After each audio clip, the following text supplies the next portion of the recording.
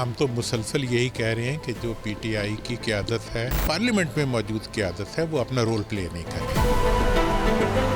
باہر جو قیادت ہے وہ یہ کوشش کرتی ہے کہ عوام کو، جو کہ سارے پی ٹی آئی کے ساتھ ہیں، ان کو ٹکرا دیں۔ ہم چاہتے ہیں کہ یہ ٹکراؤ بند ہونا چاہیے، حکومت کو جانا چاہیے، اور قوم کو جو ہے قوم کی مرضی سے حکمرانوں کو آنا چاہیے۔ جی بالکل، اس وقت میرے ساتھ موجود ہیں سینئر سیاستدان سابق وفاقی وزیر محمد علی دھرانی صاحب۔ ان سے گفتگو کرتے ہیں اور جانتے ہیں آج کے نیشنل ڈائیلاگ کمیٹی کے حوالے سے کہ ایک نئے انداز میں ایک مہم چلائی گئی ہے، اس حوالے سے کہ اس چیز کو یہ کیسا دیکھتے ہیں۔ السلام علیکم سر۔ وعلیکم السلام۔ سر کیسا؟ بسم اللہ۔ سر کیا کہیں گے آج کی اس کمپین کے حوالے سے، نیشنل ڈائیلاگ کمیٹی کے حوالے سے؟ میں سمجھتا ہوں، دیکھیں، زندہ قوموں کا آگے بڑھنے کا راستہ ڈائیلاگ ہوتا ہے۔ نیشنل ڈائیلاگ کمیٹی نے یہ انیشیٹو لیا کہ انہوں نے ملک کے اندر نیشنل ڈائیلاگ کا آغاز کیا۔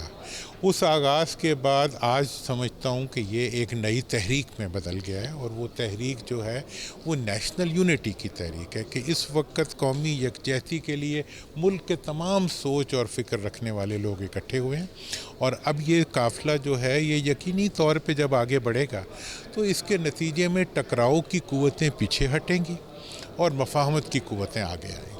آج کی اس کمپین کے بعد سر آپ کو کیا لگتا ہے، انہیں حکومت کے ساتھ صرف مذاکرات کرنے چاہیے، صرف اسٹیبلشمنٹ کے ساتھ کرنے چاہیے، دونوں کے ساتھ مذاکرات کیجیے؟ میں سمجھتا ہوں کہ حکومت جو ہے وہ اس نے ثابت کیا ہے کہ نہ وہ مذاکرات کی اہل ہے اور نہ وہ حکمرانی کی اہل ہے۔ اس وقت تو پاکستان کے سارے مسئلوں کا ایک ہی مسئلہ ہے، وہ حکومت ہے، جو کہ پاکستان کی مارکہ حق کی فتوحات سے لے کے پاکستان کی ساری کامیابیوں کو انہوں نے بہا دیا ہے۔ ان تمام کامیابیوں کے نتیجے میں عوام کو کچھ دینے کے بجائے انہوں نے اپنے آپ کو دیا ہے سب کچھ، اور وہ ملک کو آگے بڑھنا نہیں چاہتے، وہ اپنے ذاتی مفادات کو آگے بڑھانا چاہتے ہیں، جس کا نتیجہ یہ ہے کہ پوری دنیا کا تیل جو تھا وہ ہمارے جھنڈوں سے گزر رہا تھا، اور ہمارے ملک میں تیل مہنگا ہو رہا تھا، ابھی بھی واپس نہیں آئی اس کی پرائس۔ ایک دن میں سب کچھ بڑھا دیا سینکڑوں روپے، اور واپس آتے آتے جو ہے تو مطلب یہ ہے کہ انہوں نے اپنی تمام غلط کاریوں کا بوجھ جو ہے وہ CD70 کے بیٹھنے والے پہ ڈال دیا، غریب لوگوں پہ ڈال دیا۔ اس لیے ان کا اب کوئی مستقبل میں کوئی رائٹ نہیں ہے کہ یہ حکومت میں رہیں۔ جس دن یہ جائیں گے ملک میں مفاہمت کا عمل شروع ہو جائے گا۔ پی ٹی آئی کے حوالے سے کیا کہتے ہیں کہ قیادت جو ہے ان کی باہر آ جائے گی؟ کچھ ایسا دکھائی دے رہا ہے آپ کو جس طرح آج مذاکرات کے حوالے سے زیادہ زور دیا گیا ہے؟